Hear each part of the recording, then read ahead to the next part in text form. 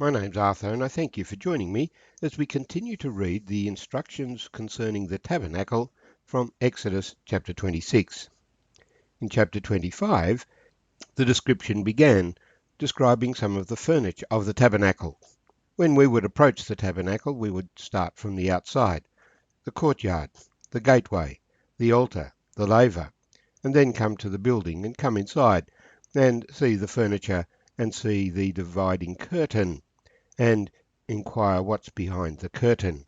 But the description in Exodus begins the other way. It begins with what's behind the curtain, the Ark of the Covenant, a wooden box that would contain the stones on which the Ten Commandments were written. The box would be covered and lined with gold. The lid on it was called a mercy seat. The lid was made of gold and had two cherubim, one on either end, looking towards each other and down on the mercy seat. The mercy seat is where the blood of the sacrifice would be sprinkled on the Day of Atonement.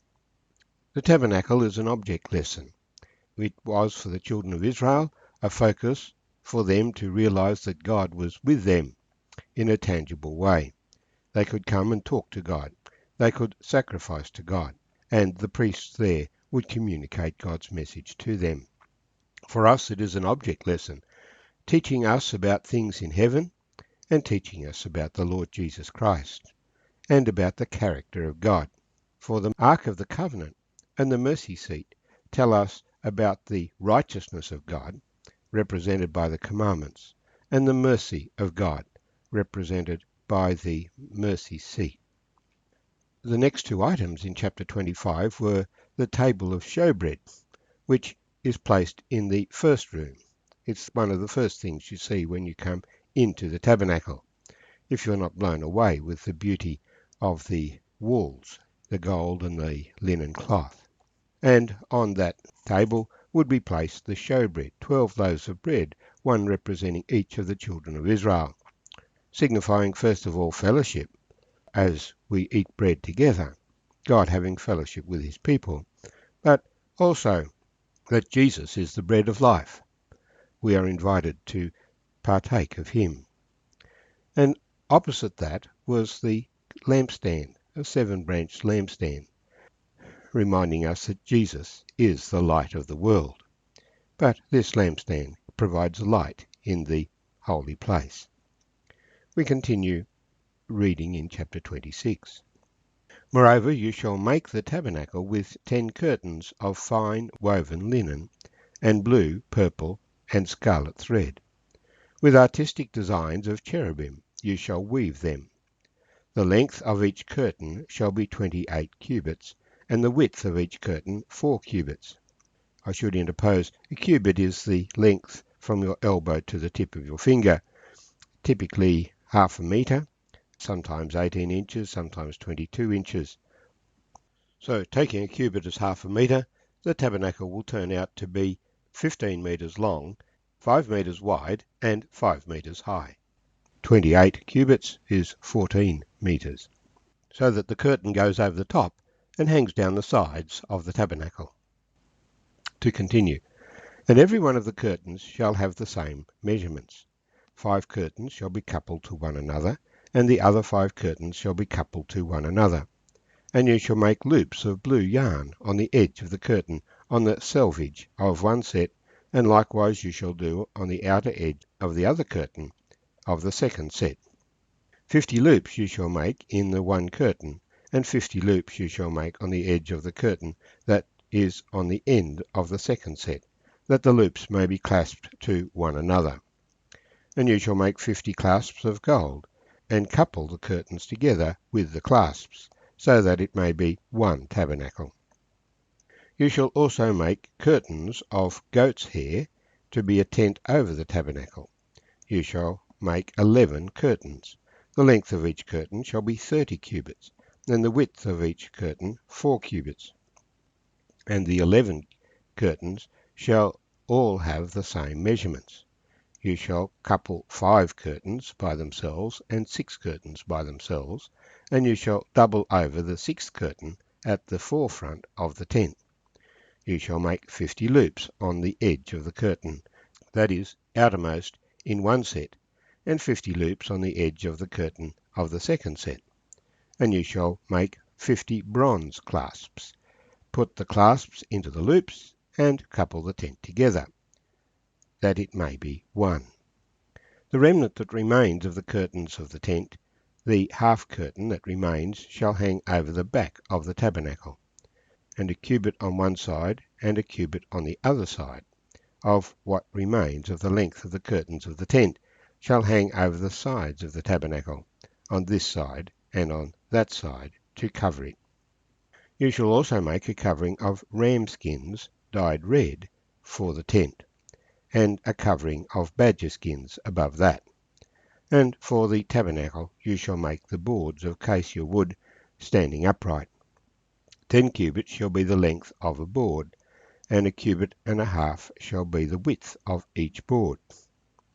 2 tenons shall be on each board for binding one to another.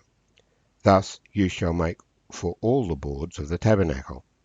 And you shall make the boards of the tabernacle 20 boards for the south side.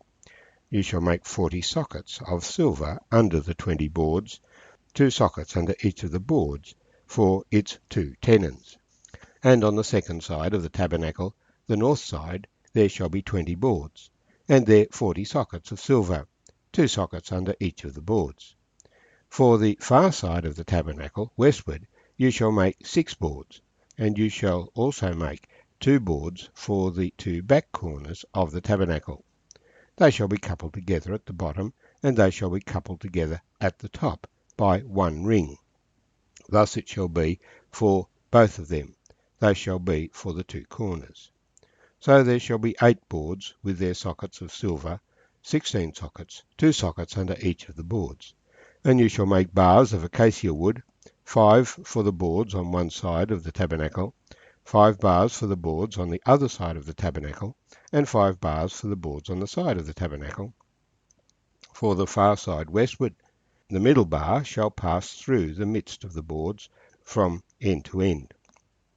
You shall overlay the boards with gold, make their rings of gold as holders for the bars, and overlay the bars with gold. And you shall raise up the tabernacle according to its pattern, which was shown you on the mountain. You shall make a veil woven of blue, purple, and scarlet thread, and fine woven linen. It shall be woven with an artistic design of cherubim. You shall hang it upon the 4 pillars of acacia wood overlaid with gold. Their hooks shall be gold upon 4 sockets of silver. And you shall hang the veil from the clasps. Then you shall bring the ark of the testimony in there behind the veil. The veil shall be a divider for you between the holy place and the most holy. You shall put the mercy seat upon the ark of the testimony in the most holy. You shall set the table outside the veil, and the lampstand across from the veil on the side of the tabernacle toward the south. And you shall put the table on the north. You shall make a screen for the door of the tabernacle, woven of blue, purple, and scarlet thread, and fine woven linen, made by a weaver. And you shall make for the screen 5 pillars of acacia wood, and overlay them with gold. And their hooks shall be gold, and you shall cast 5 sockets, and bronze for them. To summarize then, we have a building that is 5 meters wide and 15 meters long, 5 meters high, with a wooden frame and with 4 layers in the covering. The first layer being a curtain of fine woven linen, blue, purple, scarlet thread. The second being a layer of goat's hair. The third being a layer of ram skins dyed red, and the final outer covering being badger skins above that. The wooden frame is set on silver sockets. The beauty on the inside is not evident from the outside. And so it was with the Lord Jesus, that while the apostles appreciated his glory, on the outside there is no beauty that we should desire him.